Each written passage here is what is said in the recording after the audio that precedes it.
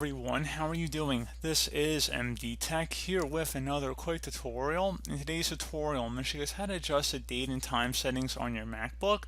So this should be a pretty straightforward tutorial, and without further ado, let's go ahead and jump right into it. So you're going to first start by navigating over to the desktop, just make sure any open programs or applications are closed out or minimized. And then you want to go up to the top Finder bar here and go ahead and select the Apple icon. And then you want to select System Preferences.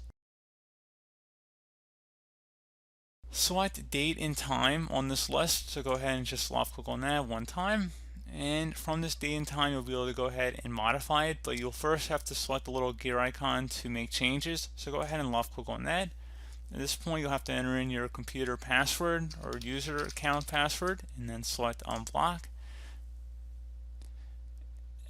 And then you can see where it says set date and time automatically if you choose to do that. Otherwise, you can go ahead and actually set this manually. So if you uncheck or unselect that option, you can go ahead and change whatever date and time settings you want by just selecting it from the calendar here.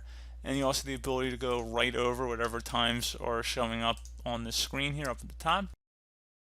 Again, very straightforward, and you could do the same thing for the time zone as well. And then once you're done with the change, you just go ahead and close out of here. Once you're done making your change, you go ahead and select save, and that would be pretty much it. Very straightforward process, guys. You can see everything updates up there.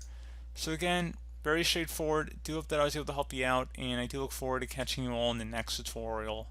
Goodbye.